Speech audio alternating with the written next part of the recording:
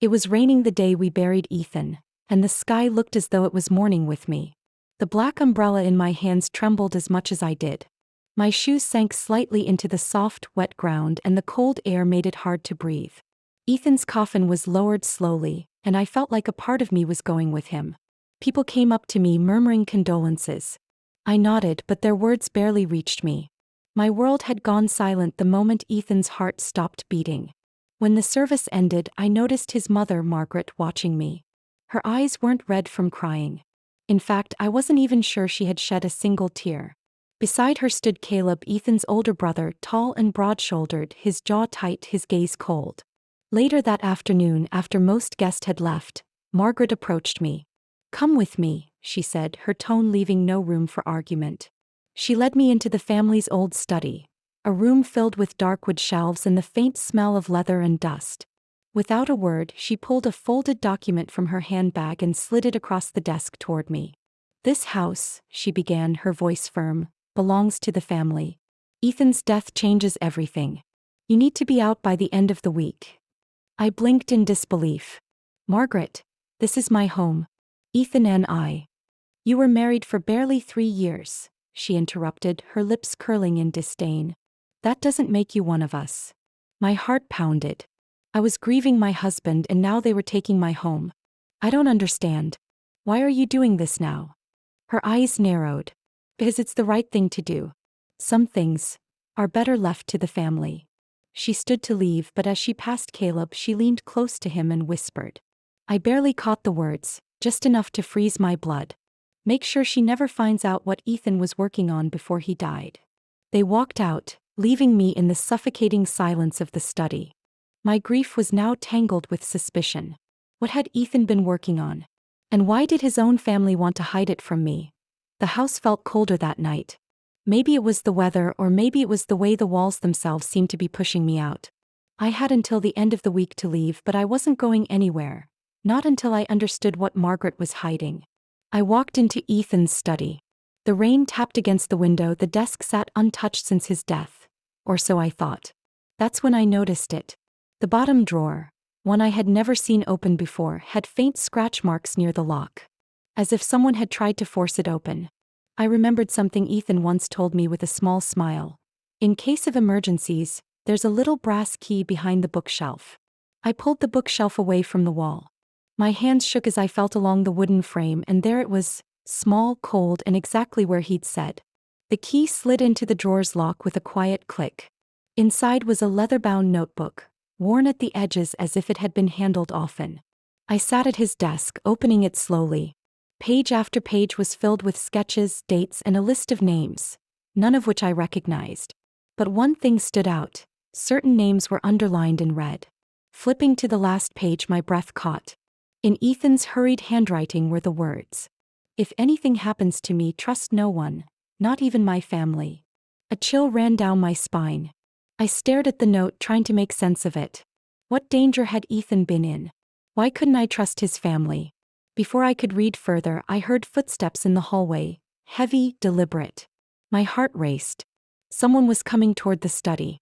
I quickly closed the notebook, shoving it under my coat just as the door handle turned. Caleb's tall frame filled the doorway, his shadow stretching across the study floor. "You're still here," he said flatly, his eyes scanning the room like a hawk. "I live here," I replied, forcing my voice to stay calm. He stepped inside, his boots leaving faint marks on the rug. "Not for long." His gaze lingered on Ethan's desk. "You've been going through his things." I swallowed hard. "I'm just remembering him." Caleb leaned closer and I caught a faint whiff of cologne, not the kind he usually wore. His voice dropped low. "Some memories are better buried. Don't dig into things you can't handle." He left without another word, but the way he looked at me made my skin crawl. That night, I sat in the bedroom clutching Ethan's notebook under my coat. My fingers traced over the words he had written. "Trust no one." I kept wondering, did that mean Caleb too?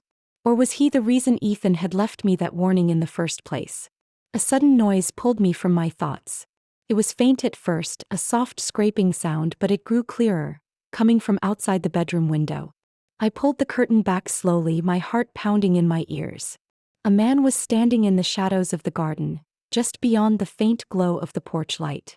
I couldn't see his face clearly, but he was tall, wearing a dark coat, his hands buried in his pockets. He was staring straight at my window. The moment our eyes met, he stepped back into the darkness and disappeared. I rushed to the front door, unlocking it and stepping out into the icy night. The garden was empty, but there were fresh footprints in the wet grass, leading toward the back fence. Who was he? And was he connected to Ethan's death? I went back inside, locking every window and door. But as I settled back in bed, I noticed something on my pillow. A small folded piece of paper that hadn't been there before. Read, "You're not safe here. Leave before Friday, or you'll end up like him." My blood turned cold. Whoever left this had been inside the house. By morning I was a mess. I barely slept, replaying the scene over and over. How could someone get into the house without me hearing? Determined to get answers, I decided to search every inch of Ethan's study again. This time I didn't stop at the desk. I tapped along the walls, checking for hollow spots, until I found a loose panel behind the filing cabinet. Inside was a small wooden box secured with a metal latch. It wasn't locked, and when I opened it, I found a stack of photographs. The first few were normal. Ethan at work, Ethan with his friends, us together at the beach. But then, the images changed. One photo showed Ethan standing with Caleb, both of them looking serious, almost tense. In the background, I spotted the man from the garden. The same dark coat, the same shadowed face. Another photo made my hands shake. Ethan was sitting at a cafe table with a woman I had never seen before. Her face was partly obscured, but she had striking red hair and wore a silver locket. On the back, Ethan had written in neat handwriting, "She knows too much." The final photo was the worst. It was of me standing outside the grocery store 2 weeks before Ethan died. The photo was taken from a distance, like I was being followed. As I stared at the images, one thing became clear. Ethan had been watching someone, and someone had been watching me.